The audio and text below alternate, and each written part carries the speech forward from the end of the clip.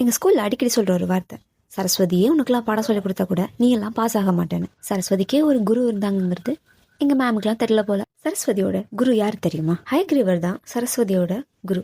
மகாவிஷ்ணுவோட மிக முக்கியமான அவதாரத்துல இதுவும் ஒண்ணு. இந்த அவதாரம் எதுக்கு எடுத்தாங்க தெரியுமா? மது கைதபான 2 அசுரர்கள் விஷ்ணுவோட காதுல இருந்து பிறக்குறாங்க. இவங்க 2 பேரும் தலக்கணத்துல பிரம்மா கிட்டேயே சண்டை போடுறாங்க. இவங்க 2 பேரும் பிரம்மா கிட்ட சண்டை போட, சண்டையில வேதங்கள்லாம் தண்ணிக்குள்ள விழ, பிரம்மா உடனே விஷ்ணு கிட்ட ஹெல்ப் பண்ண விஷ்ணு எடுக்கிற அவதாரம் தான் ஹயக்ரீவர் அவதாரம். விஷ்ணுவும் வர்றாங்க, வந்து சண்டை போடுறாங்க.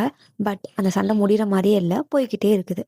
இவங்கள சண்டை போட்டு ஜெயிக்க முடியாதுன்னு தெரிஞ்சுக்கிட்ட விஷ்ணு ரொம்ப சாதுரியமா அவங்க கிட்ட பேசி, உங்க திறமை எனக்கு ரொம்ப பிடிச்சிருக்கு, உங்களுக்கு ஒரு வரம் தரேன் அப்படின்னு சொல்றாங்க. அதுக்கு அந்த அசுரர்கள் ஆணவத்தோட, நாங்க தானே வின் பண்ணோம், நீங்க என்ன எங்களுக்கு வரம் தர்றது, நாங்க வேணா உங்களுக்கு வரம் தரோம், நீங்க கேளுங்க அப்படின்னு சொல்ல, அப்படியே ஆகட்டும், உங்க 2 பேரோட உயிர் என் கையால போகட்டும்னு வரம் கேக்குறாங்க. தப்பிக்க வழி இல்லாம அந்த அசுரர்கள் சரி, ஆனா தண்ணி இல்லாத இடத்துல தான் நீங்க எங்களை கொல்லணும் அப்படிங்கிற மாதிரி ஒரு கண்டிஷன் போடுறாங்க. ஏன்னா ஃபர்ஸ்ட் பூமியில தண்ணி மட்டும் தான் இருந்துச்சு, நிலப்பரப்பு எதுவுமே இல்ல.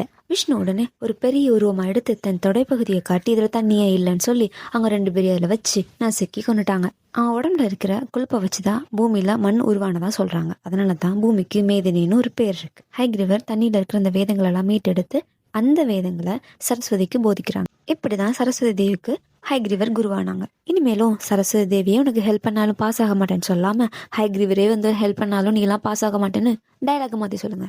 ஓகேவா? நெக்ஸ்ட் வீடியோல பார்ப்போம். டாடா.